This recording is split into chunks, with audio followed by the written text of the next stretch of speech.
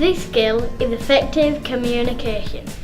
Communication is an essential skill.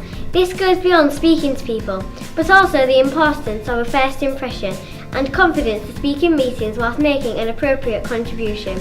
This also includes common etiquette and certain social norms we need to abide by.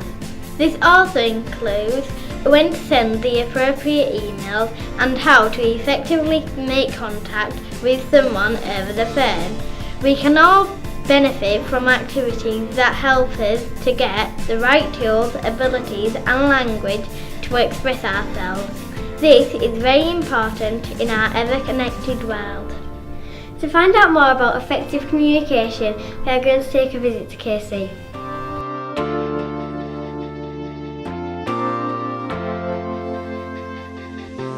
Their history stretches back over 100 years to 1904.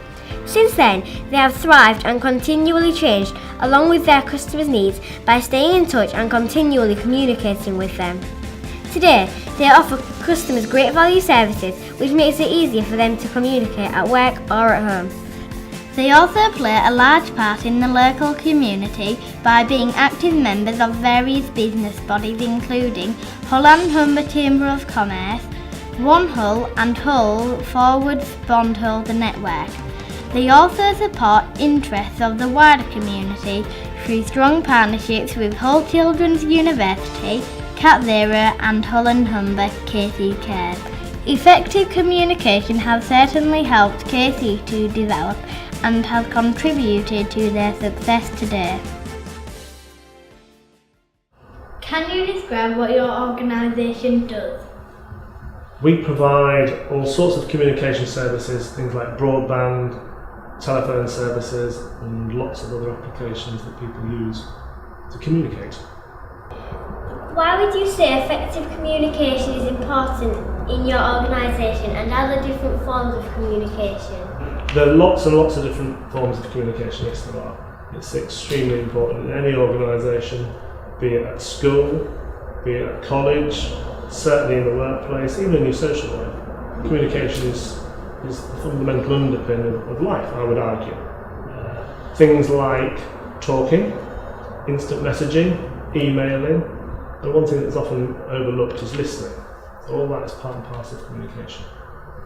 Can you give examples of when effective communication contributes towards the final project, and what examples are there from day-to-day activities? Well, whenever you're working in teams of people to develop things like products and services, then you need to be able to communicate. You're working in teams of people and you need to tell people to do things or ask people their opinion. You may need to swap plans across the country with other organisations. That might be by email. You might need to describe that. So to develop a product or a service and to run a business effectively, you'll need to communicate very effectively as well. And if you don't, that product won't be developed on time, or to the cost that you need, or to the quality that you require. I think probably in working life, probably the same in school life, I would think. The people that are the best leaders of people or captains of teams, or the people that tend to do things more effectively are those that communicate effectively, and they get the best out of others by communicating well. So it's not down to one person, it's down to everybody. Do you have any advice to young entrepreneurs who might be trying to develop their skills now? As I say, effective communication is really, really important for entrepreneurs as well. I'd go back to listening, something that is underrated or not thought about in communication, that is generous listening. And that for me is the biggest piece of advice I would give to somebody. If you can hear what somebody is saying and understand what they want and read the signs in their language, you can get a much more effective communication with them. So generous listening would be probably my tip for any entrepreneur. Thank you for your time, Richard. You're most welcome. Thank you for your questions.